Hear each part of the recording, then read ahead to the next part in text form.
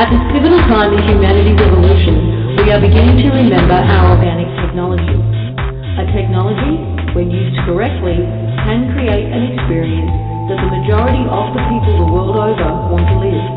It is time to use this technology consciously for our own benefit and healing, and no longer unconsciously for our own demise. We are divine creators, creating both our own personal experience and our collective experience moment to moment.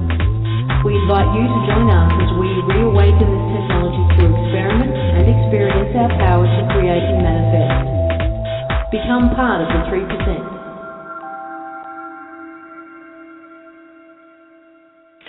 I'm not going to be able to say this with a straight face now, Brian. Thank you. Good morning, good afternoon, good evening, and good night. Good night.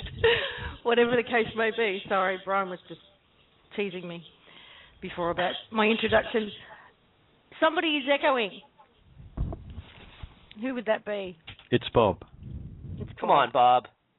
Hey, Bob. Hi, everybody. Welcome to this week's Collective Imagination Show. And Bob, I'll kick you later. Welcome. I can kick you back now. Is that like a poke on Facebook?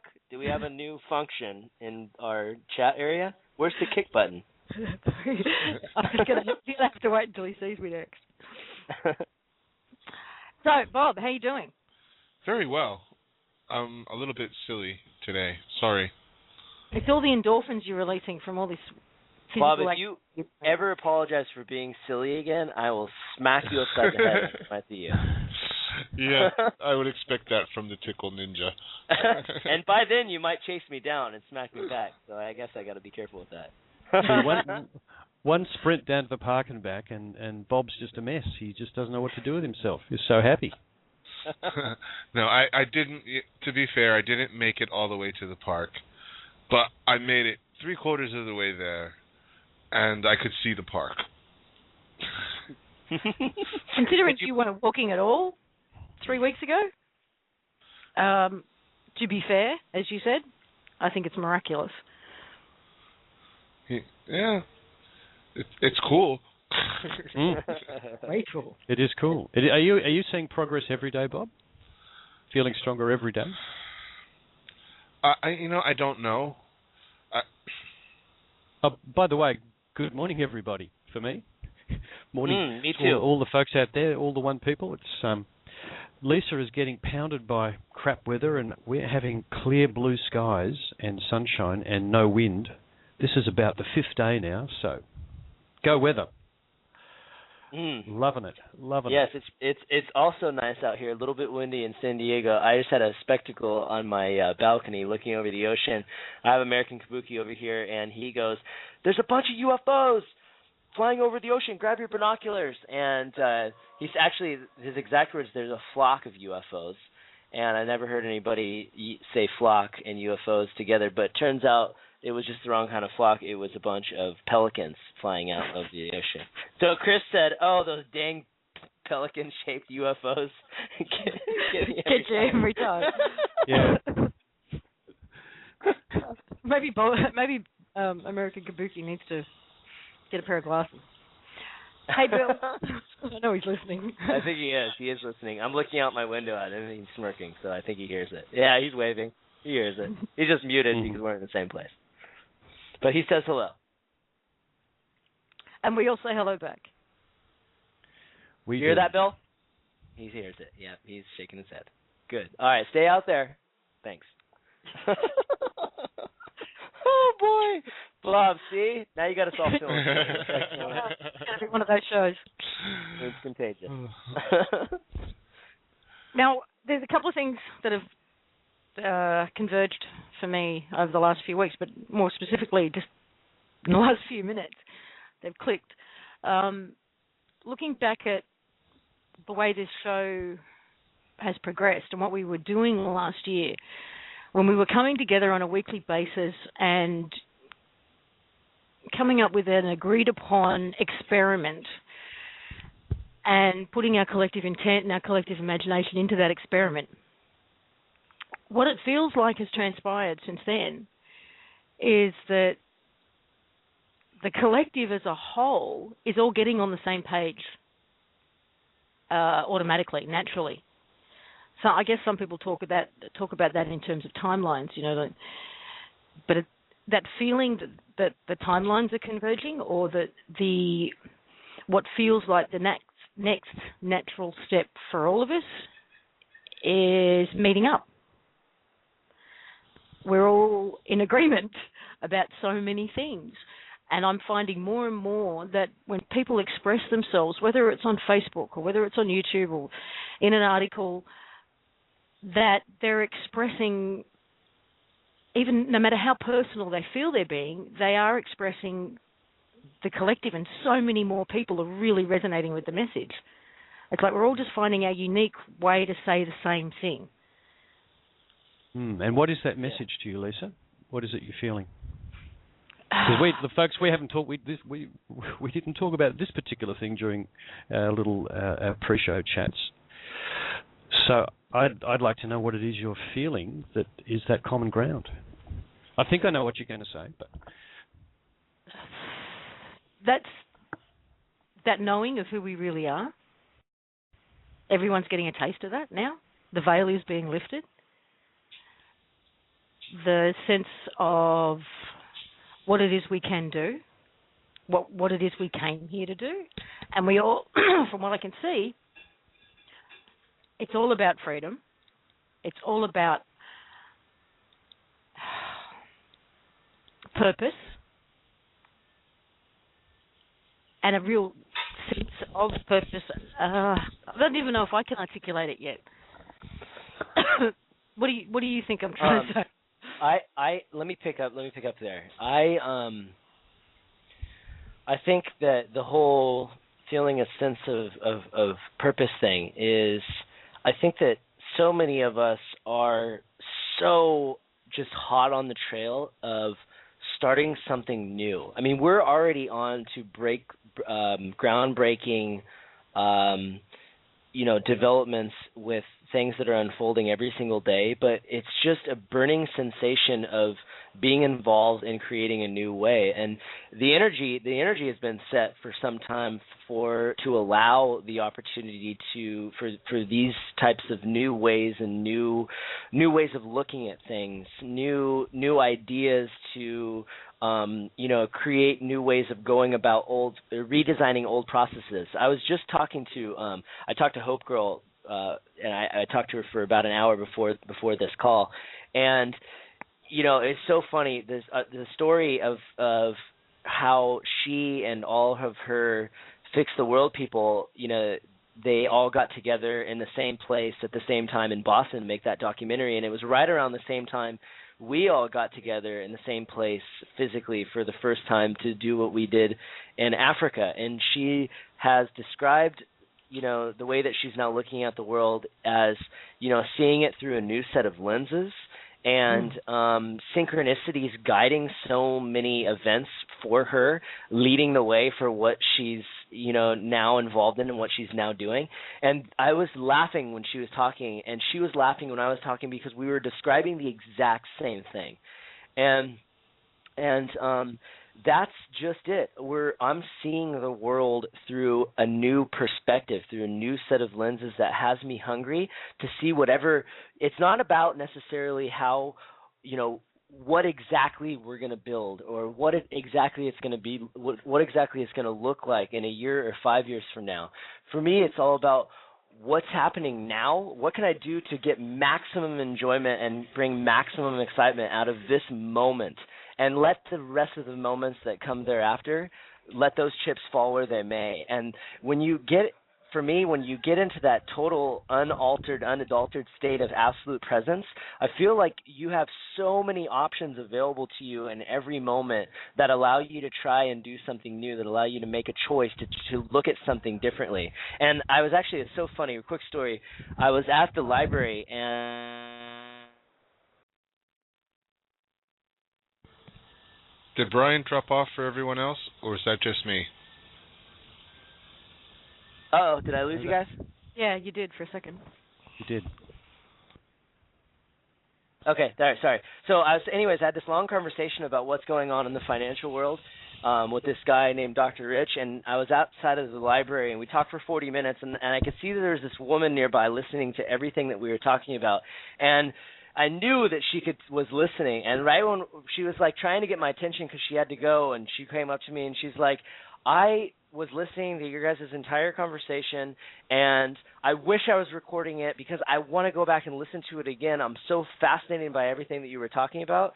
And this guy, he knew of the Poof interview, but he didn't know that I was the guy that did the Poof interview. So he was like putting dots together. And he's like, I have a whole network of people here in San Diego that follow a lot of this information. I'd love for you to share what you were just sharing on the phone with this group of people. And that's just how things work, is when you just follow. We say it's starting to sound like a cliche because I say it so much now, the whole following the energetic trail thing, because that's what it's all about right now for me and so many others. Is it allow the energetic trail, allow the synchronicities, the events, the people, the conversations, the dialogues that you have to pave the way for whatever is going to allow for you to take advantage of some kind of new opportunity or to get involved in some new thing that who knows where it's going to lead. But just following the white rabbit like we did when we were in Morocco at the souk.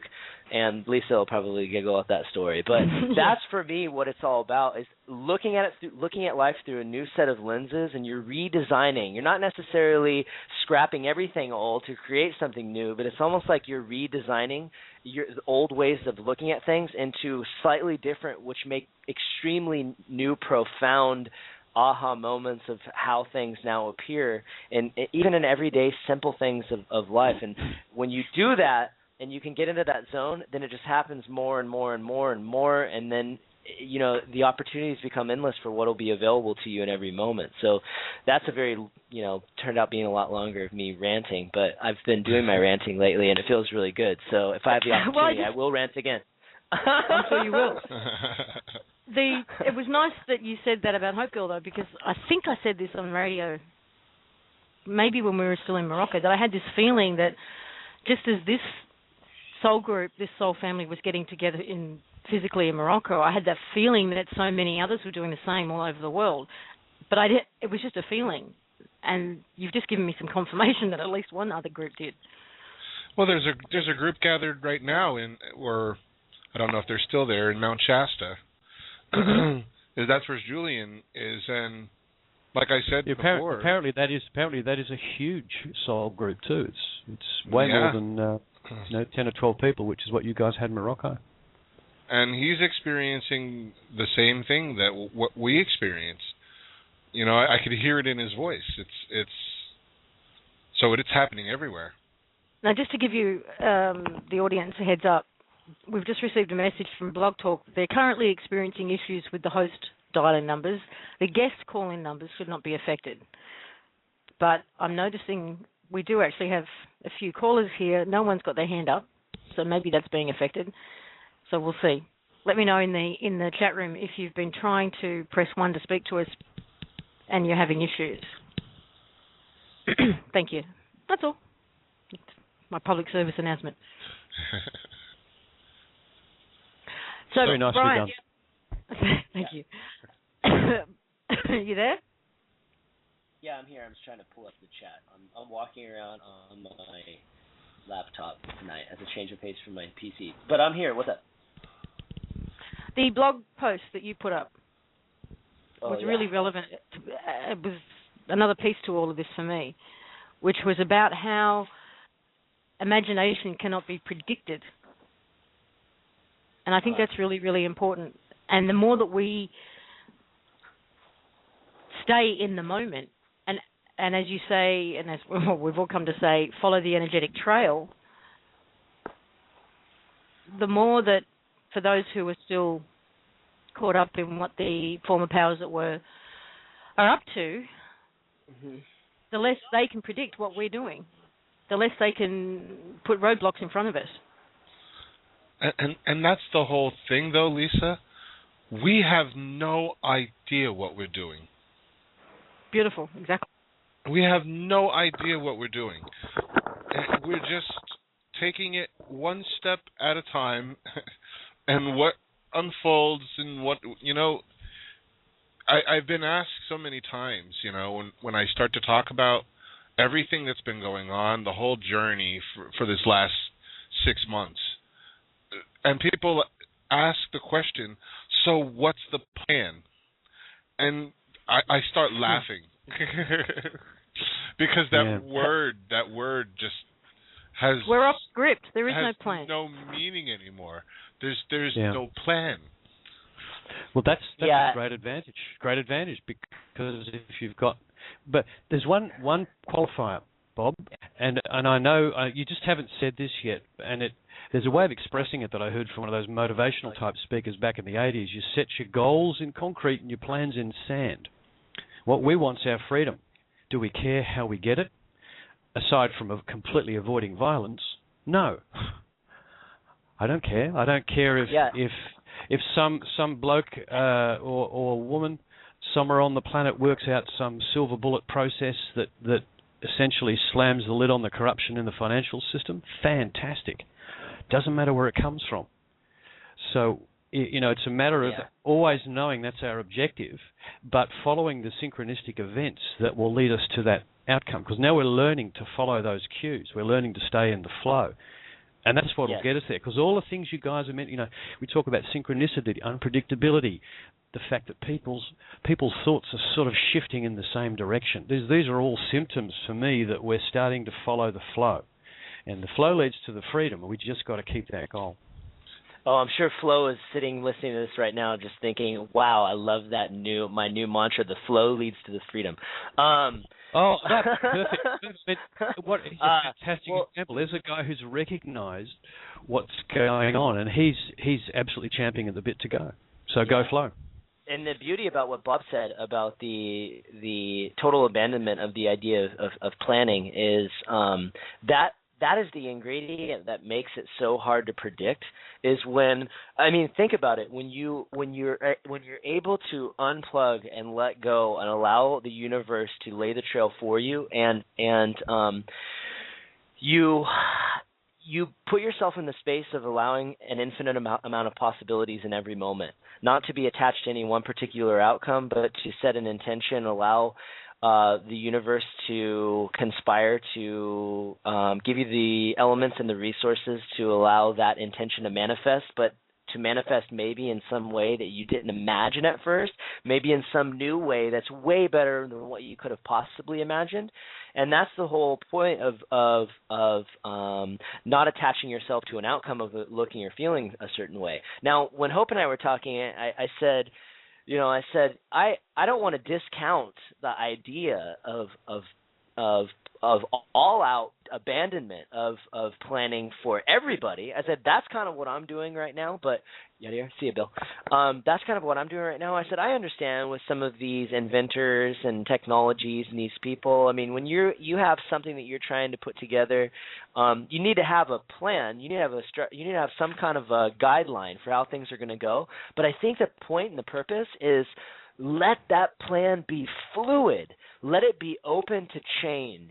Let yourself be in a position where you allow a better plan to unfold, and no matter how good the original one first appears, it's just like a belief. You never believe something and say, okay, well, I figured it out. This is what I believe about XYZ thing. The earth is flat, right? This is what I believe now. And I'm going to be so rigid. The earth is always going to be flat, so I'm going to hold that, and I'm going to hold on to it. Well, I think that we're in a time now where we realize that no belief is set in stone. Everyone has to be open for negotiation. Everyone has to be open to allow for it to be looked at from a new perspective with additional data that might now come into the table that allows you to be able to see it from a different perspective or through a new set of eyes. And, okay, question. Hang on. Yeah. How does this play into the idea that there is an absolute plan? How does it play into the idea that there's an absolute plan? This is the absolute plan. Yeah, but I mean, there's one thing. It's one thing to say there isn't, and I believe there is an absolute plan. I mean, don't get me wrong. That okay, and it's also like what Abraham says, that every time you set an intention, every time it's like setting out rockets of desire, and the greater part of you goes there. And it experiences what you desire. And it leaves breadcrumbs, essentially, for you in physicality to catch up with it and get to where you want to be. And that, for me, is those white rabbits, as we talk about, the things that illuminate, the things that stand out, the following the energetic trail, is following the breadcrumbs that the greater part of you has left for you to get you to where you desire to be and where the greater part of you already is. And that part of you is in touch with the absolute plan. Well, yeah, it's all about expressing yourself from your heart, the infinite side of you, which is centered in your heart. All of the things that we're talking about are indicative of a heart-expressed way of being. And that is the ultimate plan, that we are moving out of the mind and into the heart. And so we're out of limitation and into no limits. Because the mind Hey, Bob, before it goes, Chris in the chat room just said, the plan is to experience not knowing the plan. Exactly. yeah. Bill, Bob, I'm sort of sitting here listening to what you're saying, and I just something really clicked for me, because one of the things I keep coming back to is that freedom is won by exerting our free will. But you just pointed out something really important, that part of this journey is learning that the real freedom is free will asserted from the heart. Okay, that puts the right intention on the whole thing. And in my mind, if you sort of zoom back to the bigger picture, the plan is that we learn that we win our freedom by exerting free will from the heart. That's, to me, the plan. And I don't have the path, whatever it takes. And you know what's really great about doing things this way? You can't make a mistake. You just can't, because there's what's a mistake? You're on a journey and you don't know what is to unfold. But as long as you are centered in your excitement and you're following that trail, all the other things, they just become superfluous.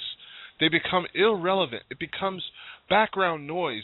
A lot of the things that you aforetime might have called calamities or, insecurities and worries and all of these things, they just become background noise, because you're so excited about what you're doing and what you're engaged in, because quite often it takes you into realms unknown.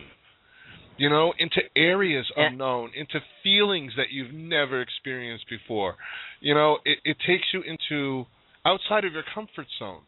And if you're an adventurous person, this is the most exciting adventure that you can possibly imagine. It makes you feel so alive. And you think back like, God, what was I doing before? If you ask anybody on this panel if they can go back, and maybe, some of us on this panel are still doing 3D jobs, but I don't think any of us are doing typical 9-to-5 3D jobs. How would you like to go back to that? Ooh! Are you kidding me? I still have one. I have one foot planted in that that pile of what? It's not fun. Exactly. I'm very divided about it. It's a pain in the butt, and I've actually reduced the amount of my activity in that area very significantly the last 6 months, because the last 6 months have been one hell of a journey for all of us. And that's just the pattern of the future. I can see that will gradually fall away into whatever comes next. And as far as calamities and things that haven't worked, if you view it from the perspective of someone like Benjamin Franklin or one of the other great inventors of the 19th and early 20th centuries, all you're doing is removing one way of not to do it off your list. Yeah. Okay. And here's why I lost you guys for a second there. Here's why you can't make a mistake. What Bob was talking about earlier, you can't make a mistake because from another perspective, from a higher level, all a mistake is just an opportunity for growth.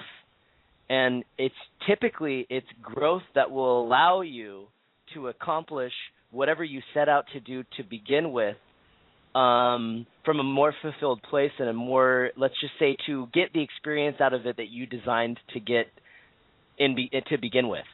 So that's all mistakes really are, which is why you can never go to someone, oh shit, you messed up the absolute plan. Now what are we going to do? You know, well, I can't believe you did that. Oh God, because that is impossible. There is no such thing. Well, you know, it's coming to the point where we're starting to realize that all the life experience that we've lived our lives according to certain structures, you know, certain constructs that society puts in front of us, but we forget that we're the ones who made the rules. We're the rule makers. We're the ones who set the laws. We're the ones who made the rules of the game, and we can change them anytime.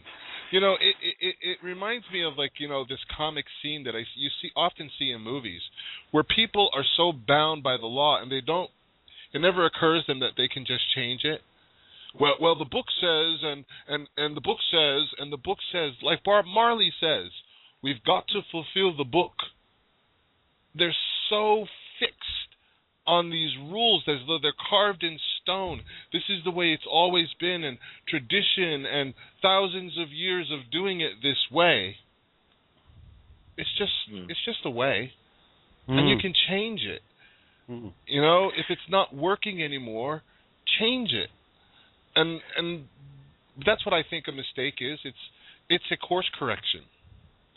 Mm-hmm. One of the things that comes up quite frequently in these discussions is the comment that you can't solve a problem from the level of consciousness in which the problem was created. Okay. Now, what does growth lead to? Well, it increases your consciousness, and you know, if you continue to grow, you'll grow to the point where you solve the problem because you'll have a different perspective on it, a different consciousness. And, you know, I view everything that's happened in the last 6 months as being the overture, the opening, the beginning of this whole process.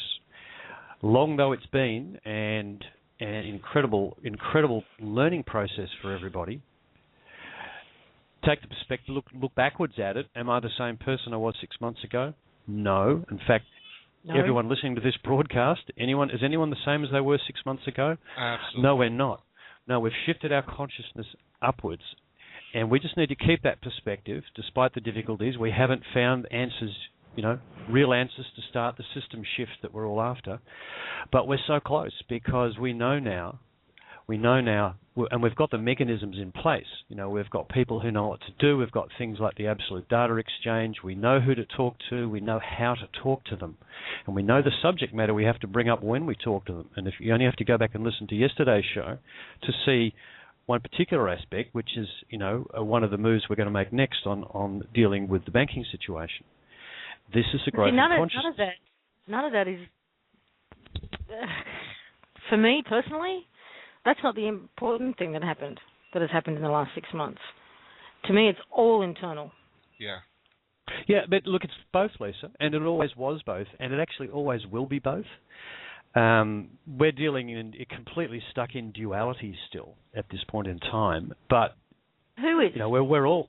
So, well, I feel I am. Now, you don't feel that. Okay, that's a choice. Okay. That's a choice. That's a situation. And look, I'm happy where I am at the moment because I think I'm playing a role, as you are, and that's simply how it is. Yeah, that's a really important point because what you guys just that exchange there represented a great illustration of how there's so many different places to be. There's so many different places on the spectrum to be as far as whether you're in the mind state of, you know, Chris, I know you don't feel totally stuck in duality. That's probably not what you meant when you said that. Maybe you did. I'm not going to assume to know what you meant. Brian, the word would be in transition. In transition. Okay, exactly. Like me, I can only speak for myself. I feel personally, I feel more free now from. I don't want to call it duality because there's still things in my life that exist that operate under the the assumption that there's that duality is still there, it's still in existence. But I feel more free from the idea of living in the matrix than I ever have before in my life. And when you look at it from that perspective, yes, there is a whole external thing going on, but that external, all it is a projection of what we are feeling and sensing internally. So the external can't exist without what's happening from us internally. And if you flip the switch that allowed everybody in unison, all 7 point whatever billion of us, to flip a switch to all of a sudden start feeling internally that we're free from the matrix, we would all of a sudden get to that point where we're projecting externally that it no longer exists.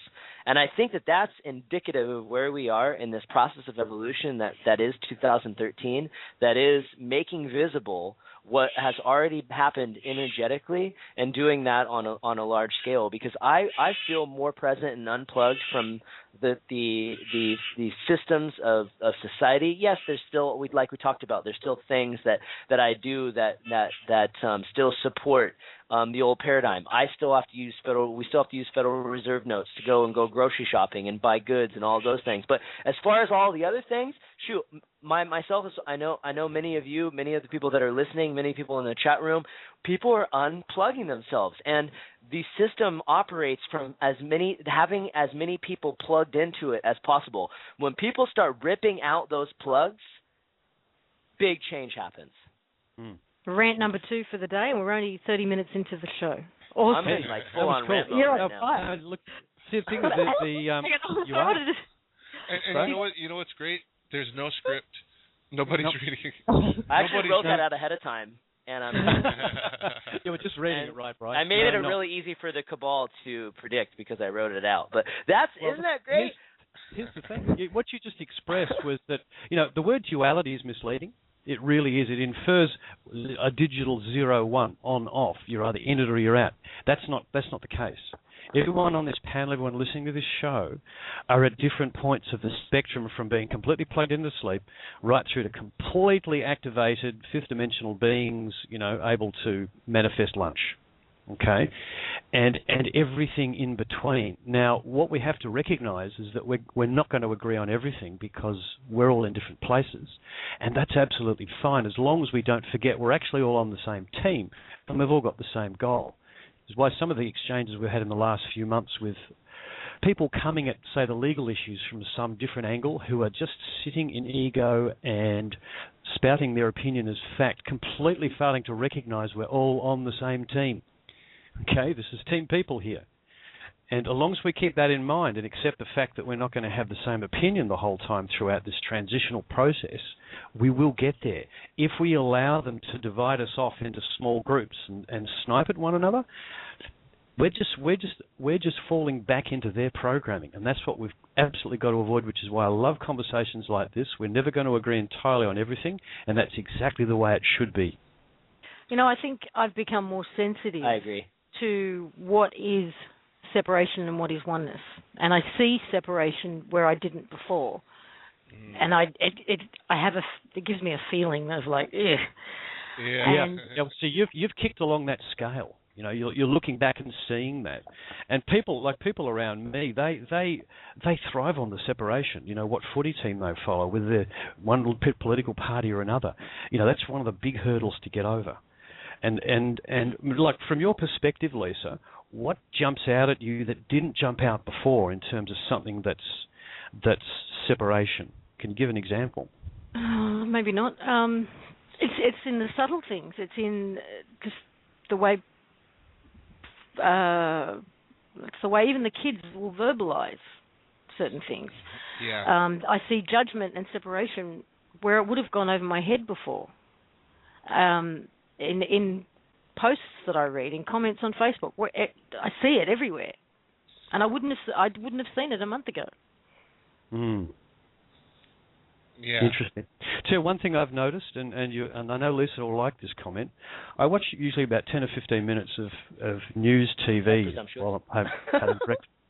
Well, wait, we'll see. And It's usually about the same time, and it's usually the same. You know, you flick from channel to channel, it's all the same content. But what they're having of late, they're having panels of women give their opinions on social issues. Okay, and it's usually 2, 3, 4 women. Now, as soon as you get that combination happening, you watch the mama bear come out.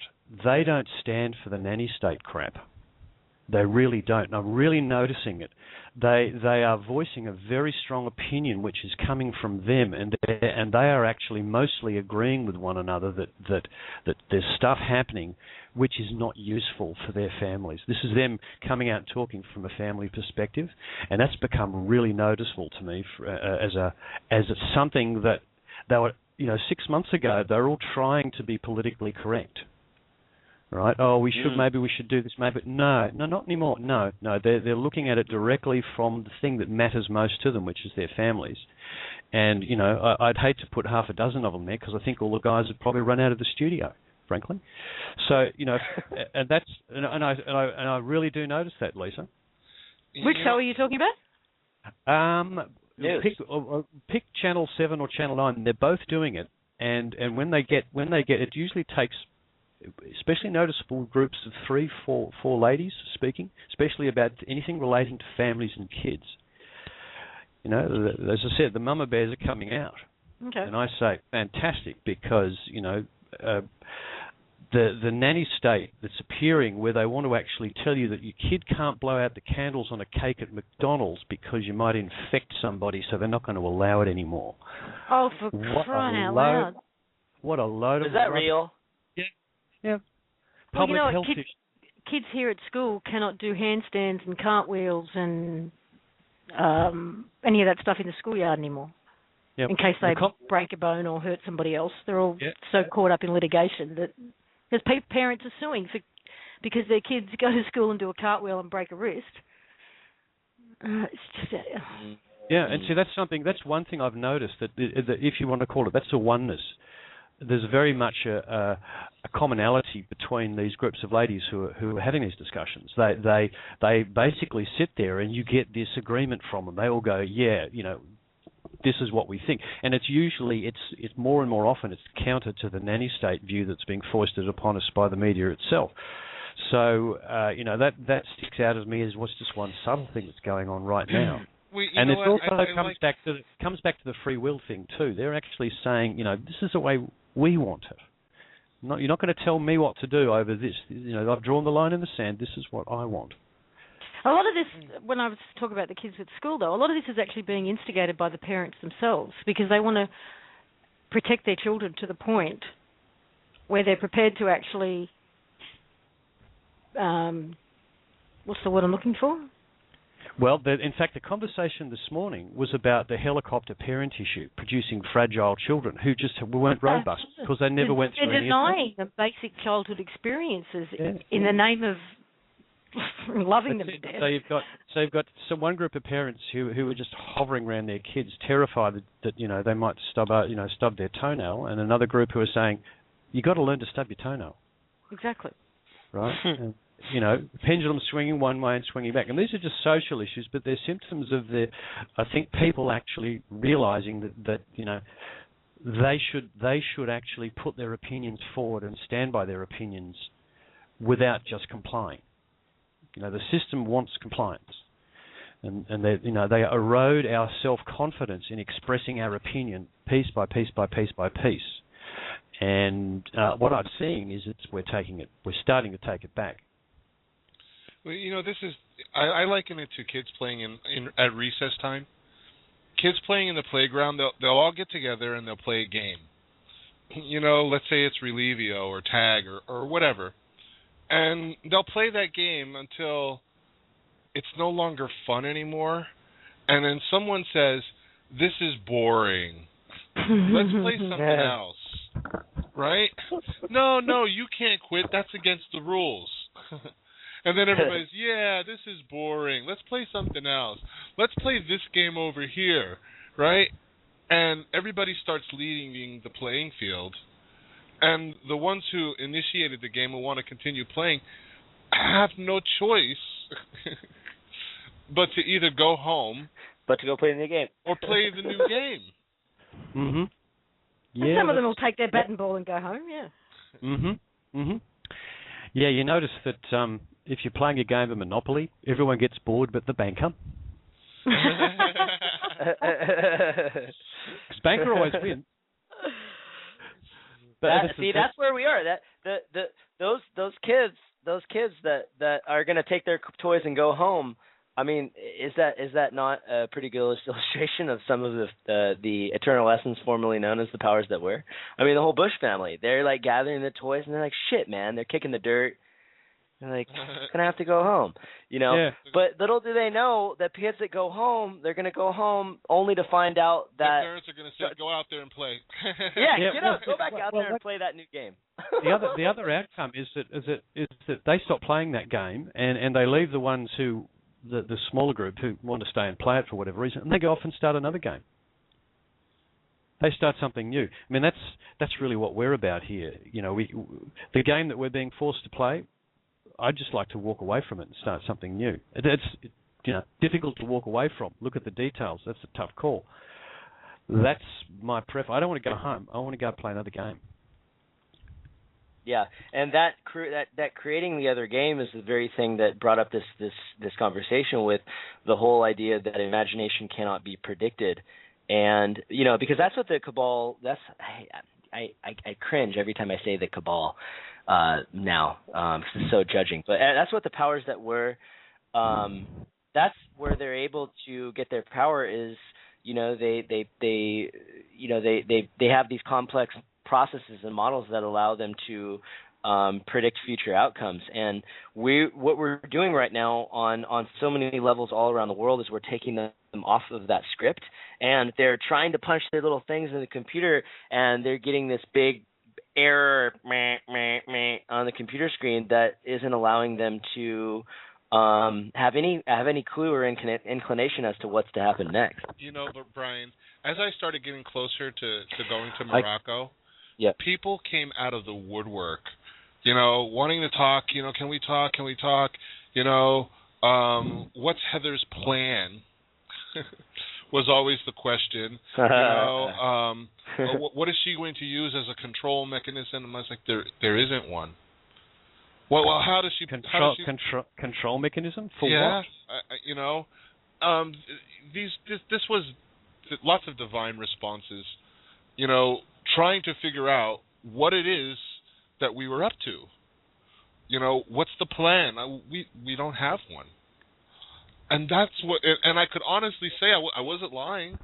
I wasn't trying to dodge the question. It's like, if I had one, I'd answer you. I don't have one. We don't have one. And there is no mechanism of control, no structure. Well, who's in charge? Well, here's the idea, though, Bob. Here's the plan. We want to set up a sustainable community project in Pennsylvania, Australia, and Morocco. Okay, great, but that's more of an intention.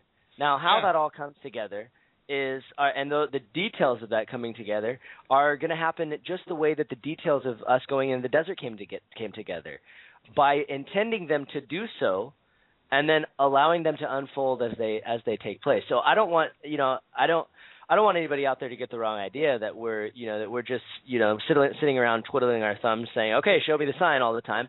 To a certain extent, maybe that's what some people are doing. I don't know, but we all have really it's not even necessarily about having a bright idea of what the future will look like. It's almost like I'm going to live that future in this moment, and then allow everything else to unfold in front of me, like I said before. So setting an intention is a really important thing, but when you're so rigid as to how you're going to piece that thing together is when things start to get off track a bit. There's an essential ingredient, a very, very essential ingredient in doing all of this, and that's the ability to let go. To let go of that which no longer serves you. And a lot of times these are things that we've become comfortable with. They've become staples almost in our lives. These things that we've become so familiar with. But, no longer really serve any purpose, and quite often prevent us from growing or from expanding, into moving to something better. The house may be, it may have been in the family for a long time, but now there's 6 people and it's just too small. And, as much as you may love the house, it may be time to let it go for something new, something else that is inviting you to play with it, something else that you're inviting also to play with, that you can come together. There's so many things that came together, not just the people, but also all of the different, places that we encountered, people that we encountered along the way, all of that invited us, and we got to see and share, different experiences. There's so much clearing and healing that was done, and people are asking me a lot of questions about how I'm healing. And I have to say it was a process. And it started with conversations, just random conversations that we were having with each other and telling each other's stories and sharing our how one person overcame something, and they would highlight something that I would get like oh my God, like that light bulb would go off, and you were able to release something that you had held on to before, and all of a sudden there's this expansion that happens. And, this was going on all along the way, through the whole journey, the 2 weeks that I was there. This happened on a daily basis, sometimes on an hourly basis. These limitations that were let go of, these ideas and limiting ideas and beliefs that were let go of, and all of us were experiencing it. Yeah, so, I've been asked the same thing, Bob. Like, was there one moment? Was there this big aha, or like a Kundalini explosion, or was it the night in the desert? Was there this one big bang? And it was like, no, it was a series. There was lots and lots of them, and some of them were significant. Well, yes, significant, but it's not the word I'm looking for either. Compelling. Profound. Very profound, yeah. Yep. And some of them more subtle. And it was the more subtle ones that had sometimes the most impact. Sometimes. Well, and the thing is too, what was really cool, and one of the things that I forgot to mention in my extremely long blog post was how everything was relevant. Like, the whole we were operating on this on the idea that if you had a thought, it doesn't matter how crazy that thought seemed to be about something you remember doing when you were in the 3rd grade. For whatever reason, you had that thought to share at that moment because maybe it would connect a dot for somebody else. And we got into this habit of sharing everything that we were thinking and sharing everything that we were dreaming, and we were having some of the same dreams, which was really bizarre, but everything was relevant because it was those little things that paved the way for what we were going to do next and how we were going to do it. And this is what was so beautiful about it was the ability to have that absolute transparency with people who you knew would not judge you. And it was complete, absolute transparency. There's nothing that I could not discuss with this crew. Nothing. There is nothing off the table. I could share my deepest, darkest, and not that I have deep, dark secrets, but if I had deep, dark secrets, I could share them, absolutely transparently. 4 minutes, that's all I'm going to say. Oh my God! I was almost just gonna say that. You read my mind. You read my mind. That's so funny. See, we've all. This show's called The Collective Imagination, and can I re-express it in a different way? Dreaming the same dream. Yep. Okay. We have the same. If we had the same objective, which is to free this particular planet we're living on, And we collectively want that. We're intending. We have the same intention. We're dreaming the same. However you express it, it's all acting in unity. And what you're describing in your interactions in Morocco was acting in unity transparently, which is where we want to be. It's what the CVACs are based on, for instance, if you want to use it as a specific example. That's the way it works. So, this smaller picture you're discussing is the bigger picture. We just have to grow it up as fractals to the larger scale. I find it very interesting. Very interesting. You guys were dreaming the same dreams. That's a very that's the key important thing. What you just said right there too is the key, Chris, because and what Bob just said before is the whole idea of total transparency. When you're totally transparent, and everything is out on the table, there is no space for anything that A is hidden or B that needs to be hidden. And how again, a great illustration of where we are at is that we are going from a time of total lack of transparency in society, with corporate governance, with banks, with trade and finance, with the education system, there's all these things that are managed in dirty backroom deals that are now needing to come out into the light. If everybody operated from a state of transparency and laid everything out on the table for everybody to dissect, understand, pick apart, whatever it is that they want to do, all the data, then all of a sudden everything is available for people to be able to make the best choices for themselves, for the family, and for the collective as a whole. So, yes, absolutely. If we can perpetuate that on a much larger scale, boy, oh my God, the amazing things, the miracles, the magic that we would create as humanity, oh my God, bonkers. Yeah, that's all I got to say. It was you couldn't even. Rant number 3. In that group, yeah. In that group, you couldn't help but be transparent, because anytime that you were not being honest with yourself, you'd look around and everybody had that raised eyebrow.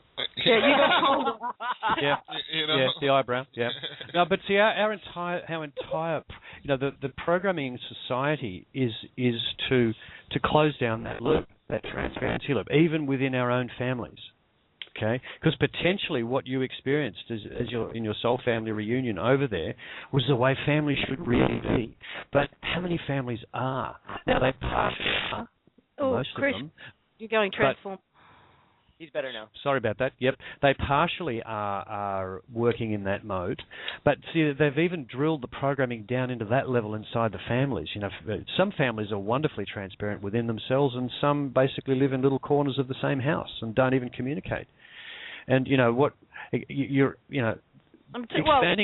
that to the bigger scale is absolutely the goal. To give you an example, we spend a lot of time looking into each other's eyes. I mean, being completely exposed. Bob was huge on looking into everybody's eyes, and seeing not only them but yourself and you're so completely exposed and vulnerable. And we all did it with each other very openly. There was no hiding. We did that on several occasions. Yeah. Mm. Yeah, which is really one of the interesting parts about that too, is when we were looking into each other's eyes in that tent that day, we were doing that soul gazing exercise. You could see the reflection of yourself, the actual reflection of yourself in the other's eyes because they're glossy and you can actually see it. And think about it. I mean, it's a two-part reflection because you yourself is reflecting as a mirror back at you, so it's really twofold.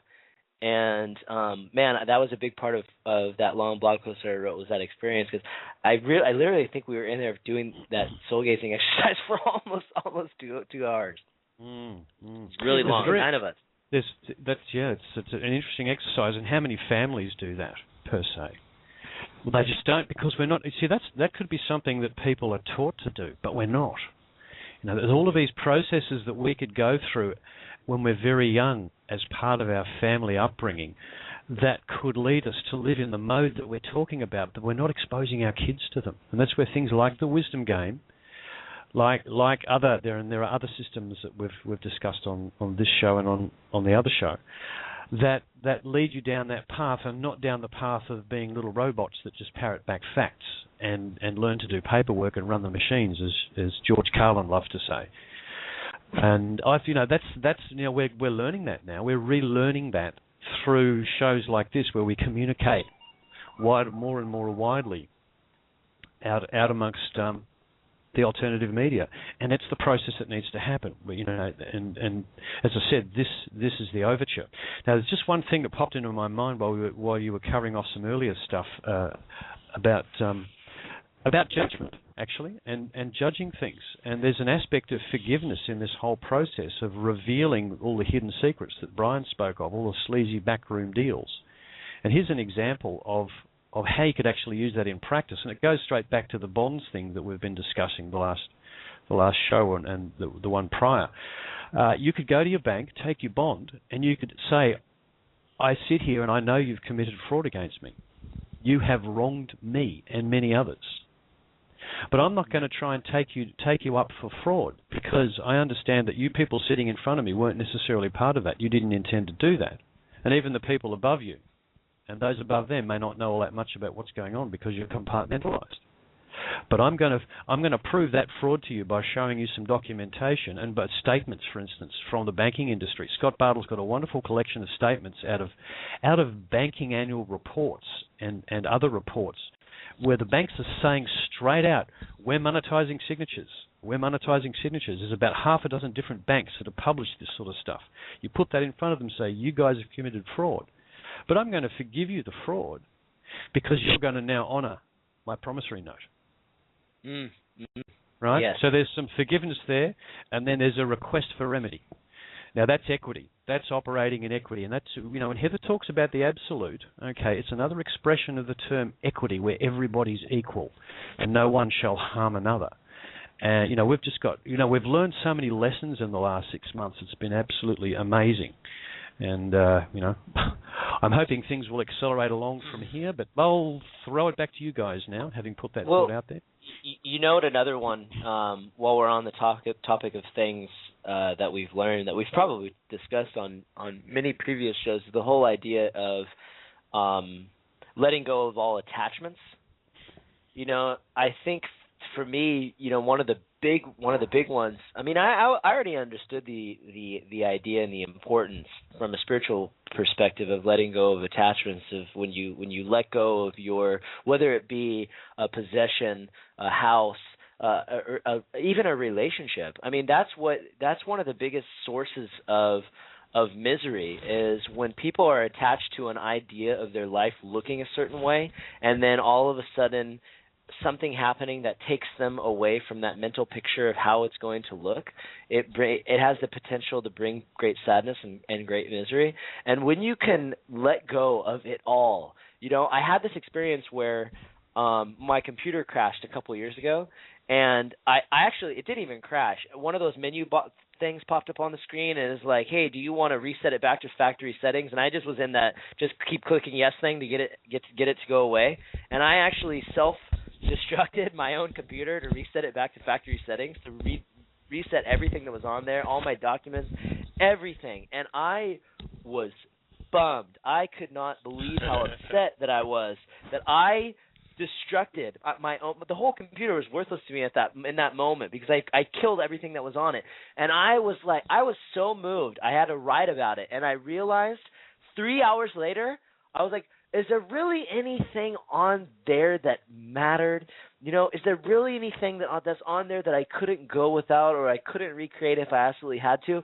And that was an epiphany to me at that moment. But then Africa came, and that was like a landslide of it. Like, I knew, if I lost everything in my home to a fire, I wouldn't. Would I go through the trauma of there being a fire and everything burning? Sure, but would I be so upset that is there anything in my house, any of my possessions that I can't do without? No, there's not. Even if all my pictures, all the pictures, all my memories of all the things that happened in my past. I could look at them and, I remember that. It was so beautiful. And I love looking at pictures, but I could go without all those. Every picture that I ever need is up here, up in my mind and in my consciousness and in my energetic field. I have truly feel like I've gotten to that moment where I have been able to release every single attachment in my life. And when you can truly do that, then you become free on a level that you can't even fathom or imagine. And maybe you can, but I know that that's where we're going. And you know what? It's the ones who could look at their house burning, watch it burn down to the ground and go, well, I guess I'm moving. It's the ones that can do that. Yeah, I never liked those curtains. I never liked those curtains anyway. Yeah, that bounce back the fastest. And quite often much better than they were before. It's amazing, because like I said, humans have a unique ability. A human being is probably the only creature in the world, right, who can laugh in the face of death, literally, and it's been done. You have the ability to laugh in almost any situation because it is a choice. You don't realize it, because a lot of times you're reacting based on previous experience. But once you recognize that you're reacting, that you have a choice in that moment to look at that situation differently, it is amazing. Like Heather is always saying, change the equation. Interesting that one of the terms people use about that process is becoming enlightened, and there's been times in my life when I've made decisions which actually had an immediate positive effect on me, and I actually felt lighter, physically lighter. When they lost my luggage on the way to Morocco, I definitely felt lighter because I didn't have luggage to carry. But it was instant. I was like, you know what? Guess the universe wanted me to travel light to Tangiers. I know my bag will get to me sooner or later, but that would drive the average person crazy to lose their luggage on an international trip, and it didn't faze me whatsoever. Yeah, well, see, that's the thing. If you lose your attachment to things, then the loss of the things don't faze you, because usually what happens is that if you get yourself into a grumpy mood about something, you start making mistakes all over the place. It just goes from bad to worse, doesn't it? If you throw a hissy fit, it just makes it worse. Now, earlier we were talking about going with the flow. Now, is that not losing attachment to a specific process? If you expect the process, you're emotionally attached to it, there's an attachment. It's not physical, but it's still an attachment, and it's the same thing, exactly the same thing. Exactly. As I'm listening to you guys, there's two sayings that just keep going around and around in my head, which is what you own ends up owning you, and my happiness is up to me, so you're off the hook. Yep. And all good. I love that second one. Oh gosh, I love that second one. Actually, they're both damn good. But want to elaborate on that, Lisa? I think. What's your take? What does that mean to you? Well, day to day, the people that are in your life, that are in your home, that are in your family, that what it initially meant to me was that, because I used to get very affected by their moods and their feelings and their ups and downs and their needs. So for me, that saying initially was about, I don't need to let your bad mood take me to the same place. I don't need to let even your good mood for that matter, but not to be affected by externals like that. And owning that absolutely owning that I have a choice in each moment about how to feel. I cannot control external circumstances or how other people feel or how other people choose to think and act, but I can absolutely and 100% control how I respond and feel about it. That's the only thing I can do. And I own that. Can I ask you guys a question? When you're in Morocco, did you feel like time was a moment-by-moment choice rather than being clock time. We had no idea about clock time. Hours would pass. There you go. Look, 11 o'clock at night, and we go. Oh, we eat? keep getting. Did we eat? We keep getting messages from all of those who claim they get messages about what's coming. That we're going to be living in no time, where it's moment by moment, and what you guys are saying is, I think, a really great way of expressing that. It's in each moment you've got a choice, because that actually, if you like. Because my sleeping patterns are completely screwed up. I've been getting up at 2 o'clock in the morning most mornings and staying awake. Yesterday I managed to sleep until 3 and this morning until 4, but it's completely irrelevant to me. It's completely irrelevant. It may not be very convenient for other people around me, but it's now is it? Well, the point I was getting at was in the end it becomes a choice to think and live that way. If you make that choice and then begin to choose moment by moment, which came first? Did your choice come first, or did living in that moment come first? I think the living in the moment came first, and it just happened. It just happened. And you came to realize that you were just living choice by choice, moment by moment. Yeah, look, it's a chicken and egg argument, and in fact, it really doesn't matter what instigates it. But as soon as you move into that is a continuous expression of your free will, moment by moment, and I think that is one of the keys about the future, how we get there and how we behave when we get there. Because if you live that way, and your goal is to be transparent and live from the heart, how can it not work? Right? If we're all doing that, it just will work. All of us, every time I talk to somebody about changing governance from a completely hierarchical system to a completely flat system, they go into a state of fear. Oh my God, everything will be gone. It'll be a disaster, it'll be chaos.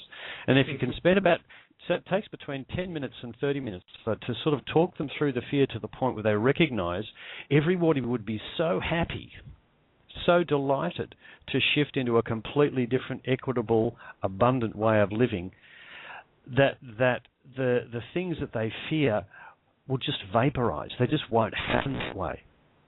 Okay, you might begin the process with a bit of confusion, but would it go into chaos and violence? Shit, no. If you don't mind me. Why does chaos and violence have to go together? Because in people's minds, that's part of the fear reaction. They think, oh my God, we'll run out of food. Everyone will start to riot, etc., etc. I don't want to even talk about that, to be honest. But it's an example of what I've found is that you can talk the people through that state of fear by actually revealing the problem, giving them the possibility that it will lead to a state of joy, giving them an option, because they don't see any option. They don't think of any option other than the fear option because of the social programming we've got. But you give them an option, and they pay some energy into it, and all of a sudden they're going there. Judy what I'm saying in the chat room that chaos is creative, and I agree with her completely. I mean, it's been in my own personal life that when things have been most chaotic, that I have come up with the most creative solutions. Well, I'll give my comment is the comment is contextual to the fear response that I get from people when I first start to talk about stuff. So, but I do agree with it, and in fact, my kung fu instructor has been telling me for years, embrace the chaos. Yep. Right. I think what Chris is referring to when he says chaos is more of a anarchy in the streets of people, that's what they running imagine. Around on a murderous rampage. Yeah, that's what they imagine, because they've been hyped up by media, years and years and decades of media showing rioting in the streets, blah, blah, blah. It's just a straight programmed fear response. But what I'm saying is you can talk people around that by offering them an alternative to think about. And it leads directly into the discussion of how we want to live. And I'm getting a really interesting echo here. If someone could mute, it's stopping me from speaking. But I'm not sure who it is. Never mind. I think it's but I really love the idea of that expression of free will, absolute moment by moment. By making those conscious choices. And I also like Lisa's approach of my happiness is not your problem, so you're good, and my happiness is not your problem, Your happiness is not my problem. Let's take responsibility for what we're feeling and doing, and not put it on everybody else. There's one thing, if anybody's ever seen the movie V for Vendetta. Oh, of course. It's a great movie. If you haven't, do yourself a treat. But in one portion of that movie, Evie asked V that she wanted to get past her fear.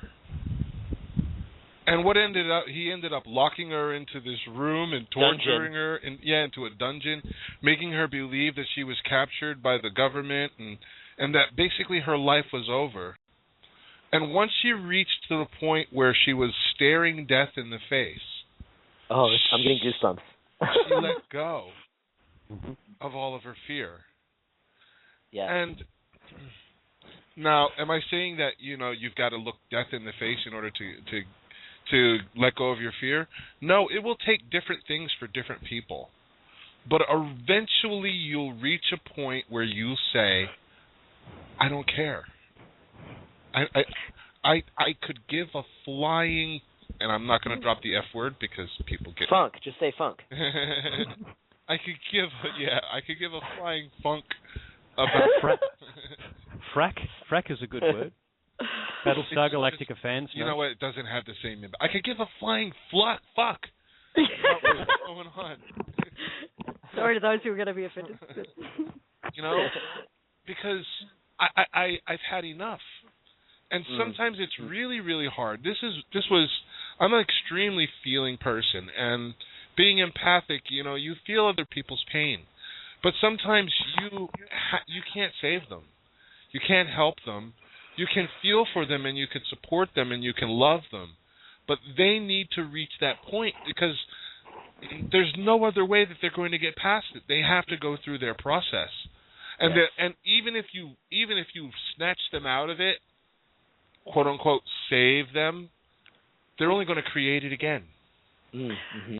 This is what we talked about last night too. You got to let people go through their own stuff without taking it on, because it's something that they designed for their own growth, for their own experience of that situation. If you try to take that from them, you're doing them a disservice. That's not saying don't help somebody or don't try to give someone some assistance when they need some assistance, but don't take on their misery. It's not yours to take. And in the end, she realized that it was all an illusion anyway, that it wasn't a real dungeon. She was free to go anytime she wished, but it was her. She believed it was real. It's a really good movie if you haven't seen it. But I see this, and this is a hard part for a lot of people to accept, the responsibility for their own experience. And I'm not saying that you should not empathize, sympathize, or try to help people. Saying, well, you created it, you made the bed, you sleep in it. That's... Bob, you're reminding me of the experience I had last year with Alpha Ra, funnily enough, who I've been talking to a lot lately. And I think I've shared this before, but not on this show. As you know, I spent 3 days talking to him in that initial series of interviews for 3 or 4 hours at a time. And after that marathon, the very last thing he said to me, which may have been privately, he just left me with the question, what would you sacrifice to ensure humanity's ascension? And he said, I'll just leave that with you. And I got off the phone from him, and I actually had to run and catch a bus. And I was sitting on the bus going into town. It's about a 40-minute trip. And I was asking myself that very question. And I kept getting deeper and deeper and deeper with the answers, because even when I got to death, would I sacrifice my life? And I thought, well, I don't believe in death, so that's not even a sacrifice. It wasn't until I went to complete annihilation, because I think, to me, that is what our greatest fear is. And what I meant by annihilation was to actually cease to be an aspect of consciousness, to have any identity, any point of light that I could put myself, that I could name as me. Nothing. Would I cease to be that? if it meant it would ensure everybody's ascension. And when I realized the answer was yes,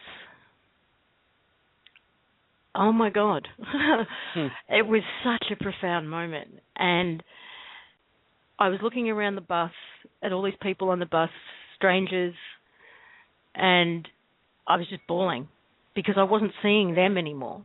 I was seeing the eternal essence that they are.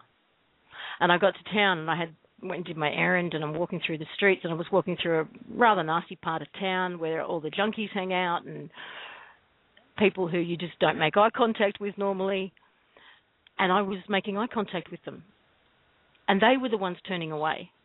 They were the ones who looked down or who would do a double take when they looked at me. It was extraordinary because I wasn't seeing them, and I wasn't.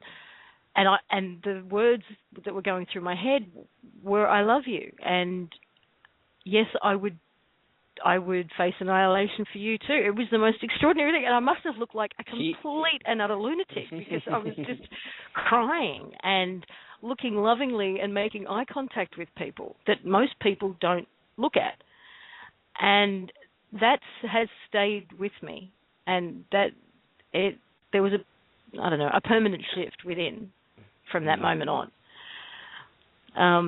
So I know what you're saying. He must have shared with you what I shared with him today. This is the exact same thing. Really? You know? Yeah.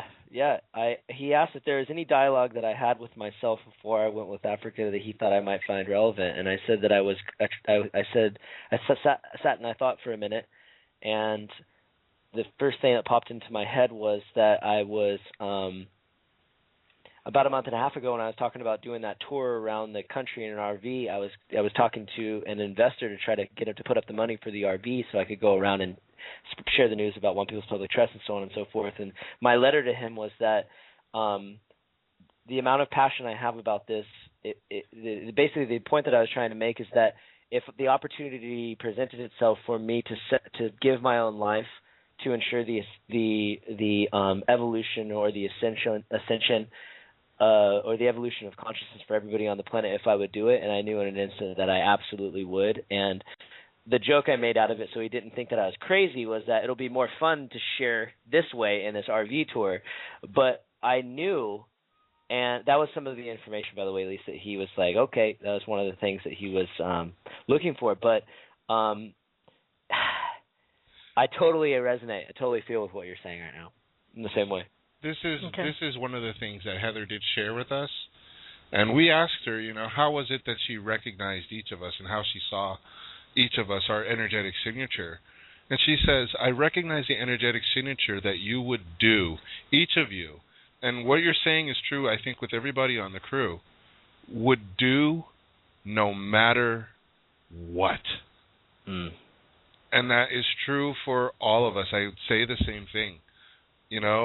No matter what the cost, I would do this. I would do. On that note, should we take some callers? Some people have actually managed to get through. Yep. Yes, let's do that. Okay. We've got area code 847. Hello. Hello. Hello. Oh, hello. Hi, this is Stacy. Hi, Stacy. Can you hear me? Oh my God. Yep. This is Funky Joe Medina from the Skype room. Oh, Funky Joe Medina. Hey, Stacy. Oh my God, I'm so excited that I got on. Okay, welcome. So thank you. Okay. I have some questions, and hopefully you guys can help me clarify some things regarding Andrew and the spiritual contracts and the revocations and things like that. Can I talk about that stuff now? Chris is probably your man there. Okay. Yep. I'm just trying to get some clarification. It's all still a little bit muddled for me. And I was talking to a good friend earlier, and so what I want to know is, now in the first paragraph it says, I call to all spiritual contracts that exist within my past, blah, blah. And it says, see. I summon all DNA lineage ancestors to create a unified, proper spiritual court of equity, so that I may find remedy and resolve with all contracts that have inserted fine print. And there's more mumbo jumbo, but basically, to me, that's creating a contract, sort of, with all of my DNA lineage ancestors. Now, I recall Bob saying when he got to Morocco, he saw everybody's faces changing, and one of the changes was reptilian. So we have DNA from everybody, correct? Okay. Yeah. So now you're creating a contract sort of with all of these ancestors, and then you have a lot of paragraphs. I know I'm so sorry, I'm a little scattered here, but you're creating a contract there in that first paragraph, under creating something with your free will, and then you're saying, I'm looking at my notes here. I hereby revoke all spiritual contracts with all banking systems that use sacred geometry as a means of energy harvesting. Now, last week, or was it last night? I don't know. Time has no meaning for me anymore. We're saying, you guys are saying that our bodies are our banks. So now you're revoking all spiritual contracts with your body? No, listen to the... Stacey, now listen to the words, the ones that use sacred geometry in a negative fashion to energy harvest. Do you do that to yourself? No. So for instance, what it does mean is we could in fact deal with a bank that isn't energy harvesting. And we just ran across one this morning. There's a bank in England that's been started up as a community bank. And it's talking, we've got to investigate this, folks, by the way. It's talking about accepting promissory notes. Okay. Now, would you deal with them in rather than deal with, one of the other banks that you know is energy harvesting? Yes, you would. And look, the reason if you want to view creating a court of spiritual equity with your ancestors as forming a contract with them, you can take that position if you like. The way that what I got from that is you're actually uniting with if you like your family, your bloodline, your DNA, the other shards of your existence, to stand in the space and exert your free will. And the reason you collect up the way that it was explained to me is the reason you collect up your ancestors is because the control via the birth certificate system goes back many generations now, 5, 6 more generations back. And in order to free yourself, you have to free your whole genetic line. So you gather them up into a court of spiritual equity, and you stand in your space and you confront the people that are energy harvesting and say no. Okay, that's what I get from it. I don't myself view it as a contract. It's really like the guys went to Morocco. It was a soul family reunion. You're actually getting together with every aspect of yourself, past, present, and future, and you're saying, facing the beast dead on, and saying, we're done. Okay, you've screwed with us. You've fiddled our contracts. We're cancelling every part of the relationship that we had with you. Goodbye. And that's what, in effect, what those documents are doing. And they do it to different parts, very specific parts of the system that we're facing at the moment. And I use the term facing very deliberately because, we face the system down, exert our free will, it will just crumble away. And whatever tools we can get, if you emotionally resonate, if you read those soul contract revocations and they resonate with you, and they don't resonate with some people, and that's fine too. And others say, okay, well, Heather's work cancelled the soul contracts. But my view on the system at the moment is it's doggedly refusing to acknowledge the fact that it's being shut down. It's clinging on by its fingernails, and every methodology by which we smack it up the side of the head gently with a newspaper and say, no, not going back there again. If it resonates with you, then do it. Because it will actually, what you'll find is as you do these things, it's like the Declaration of Absolute Freedom. I've got emails from people who read that every morning, and it keeps them in the right mindset for dealing with the system, because it's shrinking away before us, but it ain't done yet. We've just got to keep pouring our energy into it with the right intent. Okay, so that's what I get from those soul contract revocations. If they resonate with you, go for it, because what it will do is build up your confidence in this whole process. Does that help you, Stacey? For those people who don't necessarily resonate with that one, there's a link that I've just put into the chat room. It's also on my Facebook page.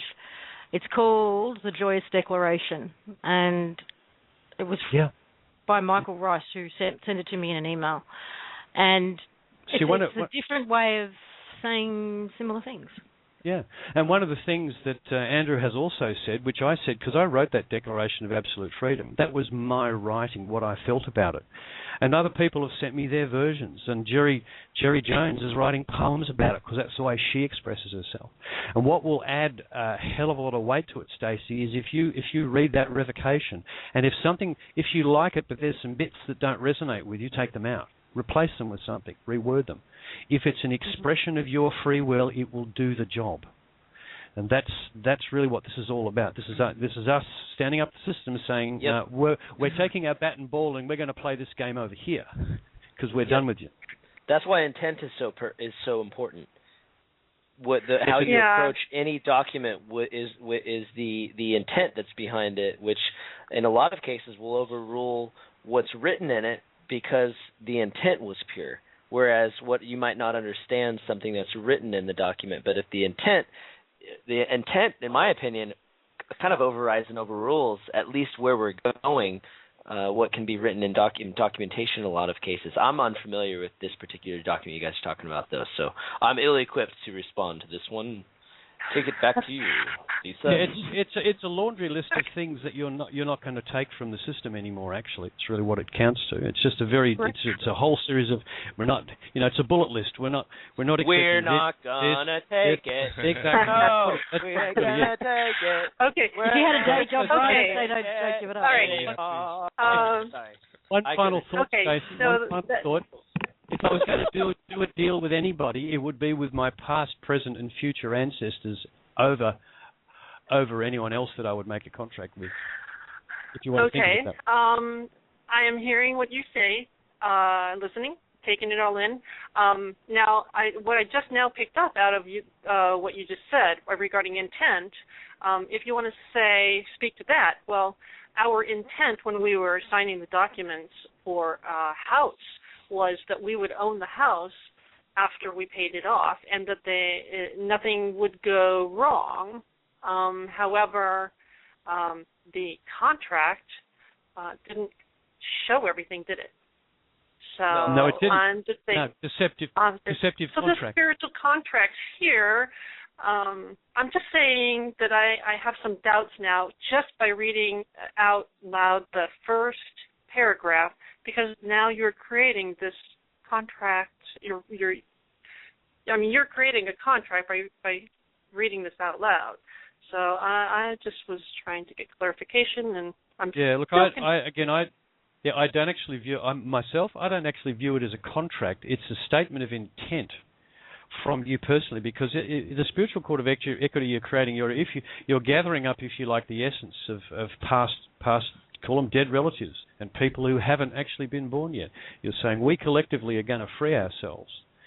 If you want to say it's a contract, well, that's a contract. I've found a lot of people are really averse to contracts, the idea of a contract, any contract, and if we're gun shy, it's because we've been deceived so many times. But even if we go over to a completely flat form of self-administration, based on something like the CVAC system, fractal committees that all operate transparently, what we're talking about, you still have to have agreements between the people and those that are serving them about what's going to happen. Now, you could call that a contract if you want to.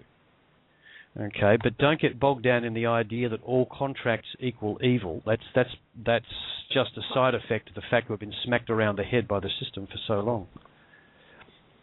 Yeah. If they're open and transparent and everybody knows what the deal is, it's perfectly serviceable. But as you just said, Stacey, you signed a contract. I've signed those contracts. They are deceptive. They've got all sorts of crap in the fine print, and they don't tell you what they do with the documentation afterwards. Any contract that's fraudulently executed is not a contract. It's cancelled by its fraudulence. Mm-hmm.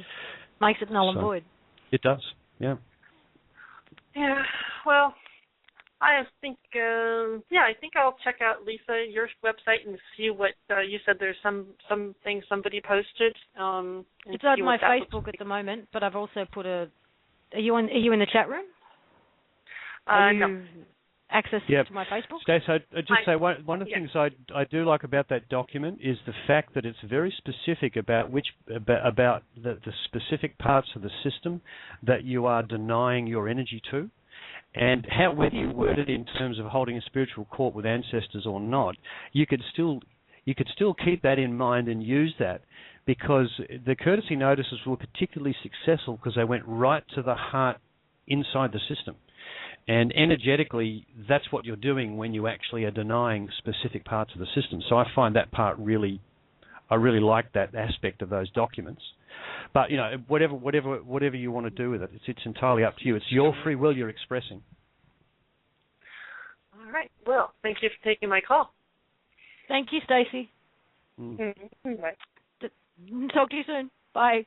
Bye-bye. Okay, we also have area code 303. Hi, this is you from Boulder, Colorado. Thank you. Yeah, hi, Lisa. This dialogue tonight is so fabulous. I've been right there with you every second of the way, Bob and Chris and Brian. I love what you're saying. I'll go back and listen to it again. There were a couple of things I called in about, specifically one fellow who called yesterday, David, from same area code 303, Colorado. He was talking about his interest in taking a certain massage course having to do with the neurology. And he was talking about symbols and so forth. And as he was talking last night, I was thinking about Richard Gordon's book, Quantum Touch 2.0, The New Human. Yep. And how, Richard Gordon is putting forward this whole technology of using love, energy from the heart. And it's actually without touching. So I just wanted to mention that because what he's going to do sounds fabulous. He's going to get further training and develop his skill. But this book in particular, if he hasn't already accessed it, might be something valuable for him. Hopefully he's listening. Yeah, good. That's one thing I wanted to mention. What you said, Lisa, is really fabulous. It's something Abraham has mentioned several times in workshops over the years, and Abraham's just universal intelligence, eternal essence, mentioning, my happiness is my responsibility, you're off the hook. That is such a fabulous statement people are beginning to use, more and more people, in their wedding vows. It's so freeing. It's so freeing. And my motto for several years now has been, and it's worked very well for me, is having fun, feeling good, being happy. And that works for me. And so energetically, it's a great reminder. It just grounds it right there and puts it right out. Why would you want to be anything else? Yeah. Yeah. Why would you want to be anything else? Why would we? Why would we? It's all that. It's all that programming. The word that's often been used over the last 20 years, which I've come to acknowledge as being something I can use in a dialogue with people, helping them understand this programming, is social engineering. The social engineering that's been going on is just incredible, and they've done it from all aspects, as we know, particularly through education and the media. But, the Sudbury Valley School, why not have one in every community? The book, Free at Last, is the number one book that's recommended for people who want to understand the Sudbury education model. They can get it from the sudval.org website, and it's fabulous. It frees us adults, number one, and then, of course, if you want to help your children, it frees all of them to be personally responsible, fully transparent, and free. Bingo. You know what? You just gave me the greatest idea. You need to come out to Morocco, and you need to be the spokesperson for it. Not the spokesperson, the captain of the new Sudbury Valley. Yeah, Sudbury Valley. I'm there. I'm with you, Brian. I'm there. School system in our sustainable community. Boom. Oh, because there's too many kids in Morocco already. I'll be there. By the way, Brian, the Leeway Sudbury School, do you know it? Right there in San Diego. My friend Alexandra DeMarco is the founder, the main primary founder. She and I were meeting 24 years ago here in Boulder to even consider doing one here in Boulder. We haven't done it yet, but her out here? Can you set me up? Can you put me in contact with her? Definitely. Send me an email at younirone, younirone @gmail. And you're together. Just look up Leeway Valley, Leeway Sudbury School. You'll get there. And one of the last things was, Go ahead. Please. You're on a roll. Okay. You're on a roll, one of please. the last things that I wanted to mention is this: the dialogue last night was really important. It was very helpful to me. I consider myself a little bit much further out there on the edge than most people have been for the last 35 years. But when I'm considering this idea of value, our value, it's a stretch in a way to really, really extricate from the old programming and the whole systems that we've been, embedded in. The more you folks on these shows, this one people, all of them, can help explain as these new tools are coming out, the more you, Bob, all of you, as you can help explain it and bridge that gap, it's going to be so helpful, because I did nothing but ruminate for the last 24 hours on what was going on the show last night. And I met this bank president here in Boulder. I have to go find his business card, but I got to thinking, if we could make contact with individual banks that are not part of the big systems and start developing these relationships, somehow start putting our foot in the door and just opening a dialogue, man, that could be really helpful. And that'll be helpful to me. I had that very conversation with someone from Canberra yesterday when he asked what it is he can do, and I said, well, why don't you start trying to develop relationships with different people and the managers of different bank branches, tell them what's coming. Right. Give them a heads up. That's it. Yeah, so they've actually divided us even from communicating with these people. We don't leap to communicate with them. We kind of think, well, they're in the bank, they're separate, but they're just people. They're just people. It's just our mindset that's in the way. And look, I love everything you're saying. It's you're actually embodying that expression of free will that I know I talk about it endlessly because I see it as being so pivotal. But everything you're doing, even your email address, youndir1@gmail.com, perfect. Yeah. I've been just living this stuff for years. Love it. Thank you. You're my family. Yeah. Thank you. And we love you. I love you too. Okay. Love you too. And by all means, yes, go and see that bank president and befriend the person, because it's they have a family and a life just like the rest of us. Yeah, and I'm married to a fellow. I'm married to a guy who's a fabulous guy. He's a former United pilot and retired and all this. He's sort of in between my brother, who's a retired police officer, and me, who's on the other end, and then he's in the middle, my husband. And so it's these people in the middle, and the ones like my brother that are going to really benefit the more we can understand how to dialogue and explain, first understand, and then explain to make the bridge. Yes. Yeah. Absolutely. There's got to be compassion as much as possible in the process, understanding people's position and not just coming at them and throwing masses of new concepts and things at them, expecting them to immediately absorb them and say just yes. It's really a very important process, because as we push out from the alternative media into the mainstream media, the number of people involved goes through the roof, and the diversity of perspective is even further. So we are in for very interesting times. And I'm glad there's people out there like you. I'm really glad there's people out there like yourself who are really understanding what's going on. It's fantastic. Definitely. And Abraham's stuff is just totally eternal essence coming through in the now, right now in the 21st century. Free at last, sudval.org. I'll just put that in one more time. Everybody can get that book and just relish it and pass it on, especially to young parents, and get these schools started everywhere. Thank you very much. Thanks, you. Trailblazer. Yep, love you. Bye-bye. You too. Bye. Bye-bye. Wow, she's always awesome when she calls in. Yeah. Great energy. Love that. Okay, area code 336. Hello, guys. This is Randy from North Carolina. Hey, Randy. Hey, Randy, North Carolina. You guys are my family. I don't know how much better to say that, but I've been here since the poof call with Brian. We feel you. Heather. And I was in Morocco. I know I was there, and I was also with Chris in Australia during the show. So it's amazing. Yeah, I do recall you calling in, Randy, and thanks for your support. It was great.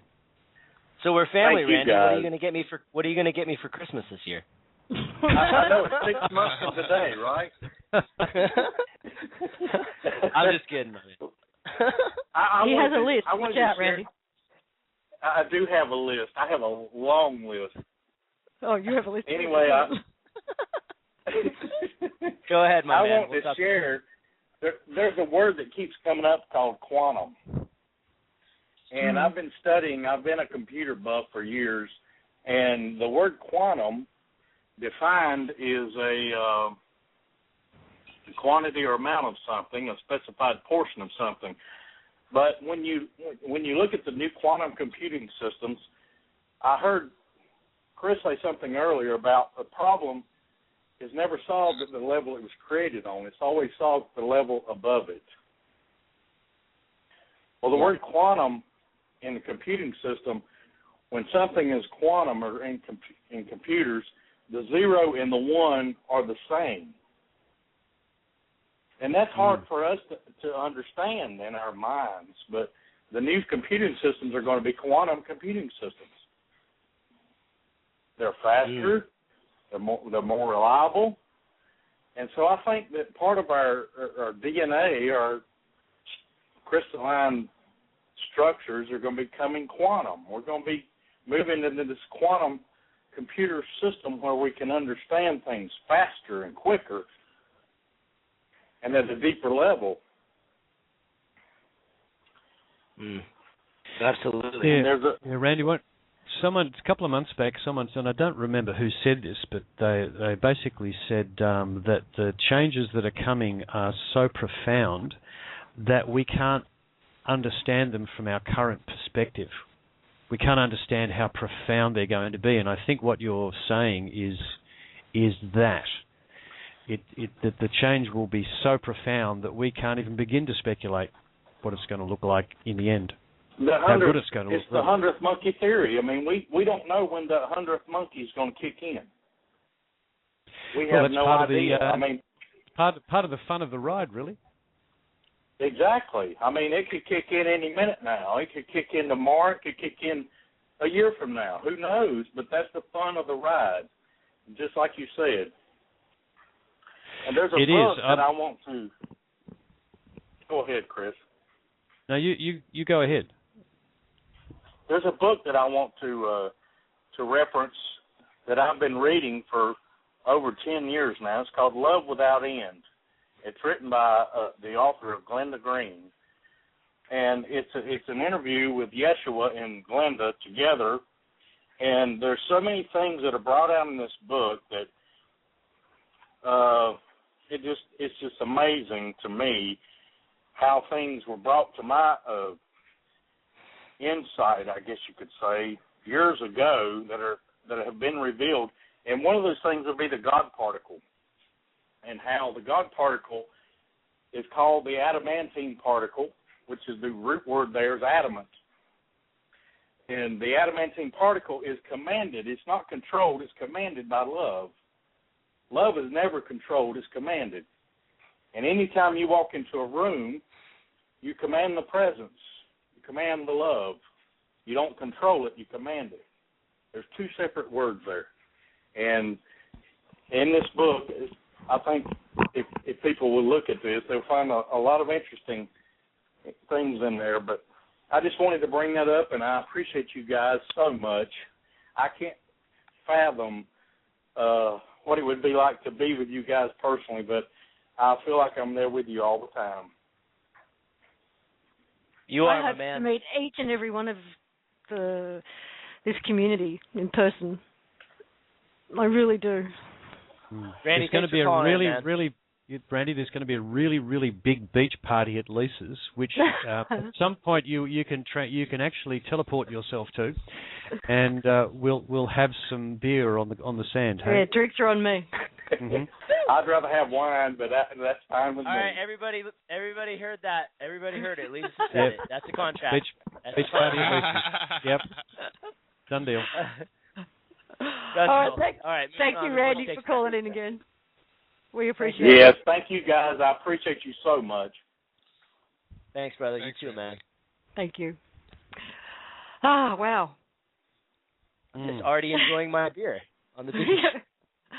Oh, I'm with Randy. I'll have a wine. Okay. We've got Stefan. Hey. Stephanie there. Hey. Well, hello. Oh, we're being mysterious and elusive? Is Hello, that me? Stefan. That's you. There you go. That's you. Hey, how are you guys? Very good. How are you? Good. Yeah, awesome. Really cool to speak. I'm in Melbourne, Australia. Been following what's been going on since the start, although like a lot of us, it's not been, the beginning of the journey. It's like my teeth were cut on this stuff like when I got hang on. Beholder Pass. You've gone Transformer on us. The line's not very good at all. Is there anything you can do at your end? I'll try standing still. Okay, that's better. Okay. Yeah, this is great. I just wanted to share my experience with you guys from Melbourne, Australia. Been down since Boxing Day, and it's quite amazing. This isn't the start of the journey for me. It was music that got me into thinking differently in the first place, and that is what I'm moving to back to now, as just following what it is that really excites me when it comes to just being. And yeah, you guys are doing it. I'm doing it. I've just been thinking about how social programming and all types of aspects of whatever technology that is being used against people is being discussed a lot, and we're often using they and them as a way to express ideas about what we feel is going on, and I think that personally, I'm finding myself when I say they or I think about them that it's just me and the aspects of what it is that I am, that I'm still dealing with, and while it's great to sift through all of that stuff, that it's again going back to what you guys have been has been a very common theme, that that it's kind of superfluous stuff, and I think it was earlier on when I was listening to the earlier part of the show, just to share with you guys. I was just thinking about, those mentalities and all that stuff, and, the whole damned if you do, you're damned if you don't mindset, and just thinking about the inverse of that, guys, is that you're blessed if you do.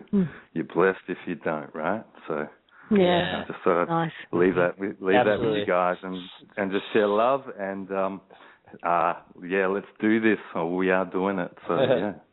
As you're in Melbourne, have you actually met up with Chris in person? That was going to be my question. Have we met? No, we haven't. I've got to do the next meetup for sure. I'll do what I can. Come to the next meetup. That would be great to meet you. Yeah, it'd be great to share. So, like, basically, with me, I've no longer within the system, like in any way, shape, or form.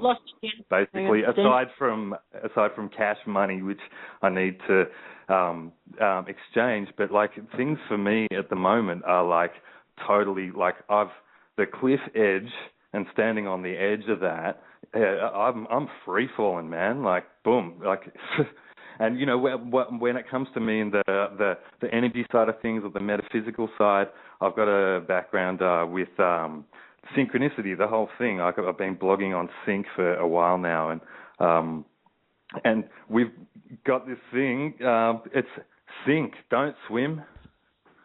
Sync. Yeah. Nice one. Awesome. Thanks, Randy, for calling in. Thanks for having me, and I'll work out how to get in contact with you guys, and I'm looking forward to whatever happens. Awesome, thanks. Yeah, the meetups, Stefan, the meetups are organised through the meetup. Is it meetup.com website, Lisa? Yep. Yes. Yeah, it's meetup.com. Yeah. If you just look for the One People. The One People meetings in Melbourne, Australia, if you search that website, you'll find it immediately, and it'll have the next one on that. And that's courtesy of our really good friends Linda and Rod, who have been organising those meetings. Actually, that goes out for anybody. If you want to go, if you want to meet up with some people in person, go to meetup.com and just look for OPPC. There's a lot. They're all over the world. All the One People. But I think that's definitely the mode that I'm feeling like I have to get into at the moment is actually, is connecting. Listening to yesterday's show and hearing that you guys have got ideas about opening up centers and all of that kind of stuff whoever's doing that, like that's, these are awesome directions, and definitely there's basically, we all know there's an unlimited pool of whatever it is that we want at our disposal. So, it's pretty good outlook, yeah. My man. Very Absolutely. good. Thanks, Stefan, for calling in. Thanks, guys. All the best. Thanks, Randy mean something? Nice to meet you. Isn't it an expression for? Oh, that wasn't Randy. That was Stefan, but Randy doesn't mean. Yes, it does mean something here in Australia. Yes. Yeah, but we'll overlook that. we can't get too stuck in specific meanings. Got to go with the flow here. Go with the flow. All right, next caller. Awkward. Next caller. Okay. Awkward moment. Move on. Area code 575. Hi. This is Mono. And I just wanted to tell you that I listened to last night's show, and I'm kind of sort of new at this, but I understood what you said about value. We are the value.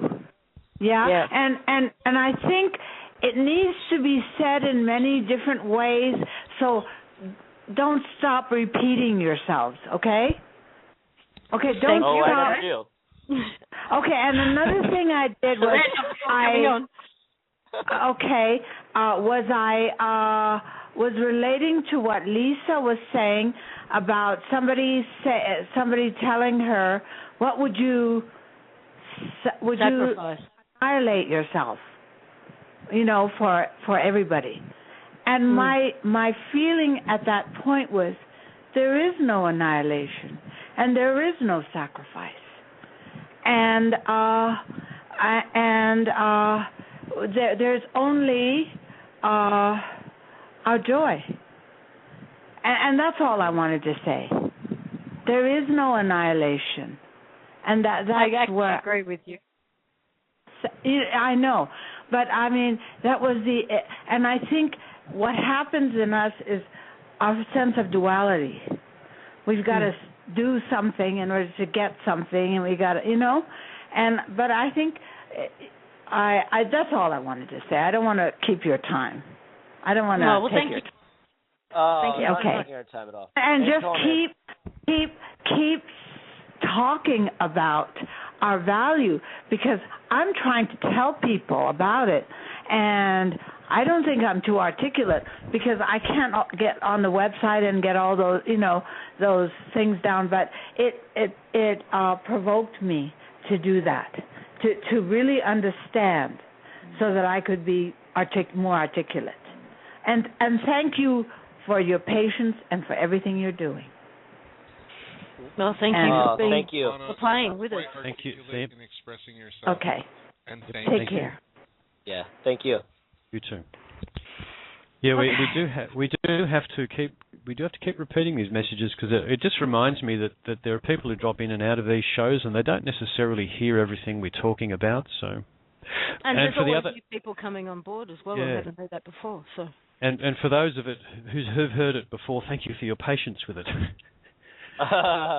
Seriously. Because Brian repeats himself all the time. So. What did you say? I just said what you said. You said you repeat yourself all the time. So I was repeating that. Oh, God, this could go on and on. Who's on first? All right. Exactly. Yep. Okay, we've got 5 minutes to go. So does anybody have any announcements or anything they want to make sure they get out before we lose airtime? Yep. Everybody, make sure to turn into the Enjoy the Show debut premiere tomorrow, right here on the 5D Media Network. First guest being Lisa M. Harrison of the One People Radio Show and the Collective Imagination Show that we are on currently. It's going to be an amazing show. We have Judy Jandor who's going to be hosting, myself as the co-host of the show. If you have any interest in calling in, we're going to be talking about love, life, happiness, and all things that bring you joy, and where we're going and where we are now, and how to be totally content and joyous in every moment of our existence. Stay tuned. We'll see you tomorrow. I'm sorry. No pressure. Far out. I wish I could see the chat room right now. Brian, I was listening to that, and the term that came to me was disc jockey, man. Previous life. Previous life? Mm-hmm. Yeah. But I wish I could see what Judy is commenting in the chat room. Judy's cracking up, I can tell you right now. No, Judy, crack up? Absolutely not. What time's the show on? What time? Show is tomorrow at 4 p.m. Pacific time, which is 1 hour earlier than this show tonight. So okay, it's going to be last. So back on it'll be on the 5D Media Network. So if you go to the Blog Talk channel for 5D, you'll find it. Oh, wow. And the call-in number should be exactly the same. 646-716-4598. Bobby, do you have anything you'd like to say before we for those who were interested in those 3 projects, we're going to be getting all that information together and posting it on one of the websites. I'm not sure where, but we'll work it out so that anyone who's interested in putting energy or being part of those projects, you can do so. It's in the works. We're not quite there yet. Okay, thank you. Awesome. What about you, Chris? Final thoughts? Look, really enjoyed the conversation today, guys. I think it's these conversations need to happen, and I think we explored that subject really well. And I look forward to future conversations like that. It's really good for people to hear, and I'm really appreciative that we have an audience who can follow along with us and get something out of it as well. Oh, absolutely. One of the best I love that we had no idea what we were going to talk about tonight, and it turned out to be so great. That's amazing. Yeah. Guys, you need to know that we get together a few minutes before the show and go, okay, what are we going to talk about? And we throw some ideas around, and that's all that happens. Yeah, no, we don't do that sometimes there's more organisation to it than that, but a lot of the time, winging it. Winging it, absolutely. Yep. Mm-hmm. Well, thank you to everybody in the chat room. There's been close to 300 of you, on and off, and your comments and conversations are just amazing. Thank you so much. Thank you to Chris, Bob, and Brian, as usual. Thank you, Lisa. You're welcome. Thank you, Lisa. And we'll see you guys. I did feel it was a little male-dominated today, actually. Yeah. Really? Just a bit. I don't know if I said it already, but thank you, Lisa. I said I repeat myself, so. You're a How jerk. much time we got left? How much time? Is it time? Closing remarks? Oh, this is my favorite part of the show. All right, everyone. Sayonara. Bonjour. Hasta la vista. Good night, John Boy. Good night. I'm not pressing in. Jim Bob. Hasta mañana. Ciao. Okay. I'm just going to put you guys out of your misery. Good night, everyone.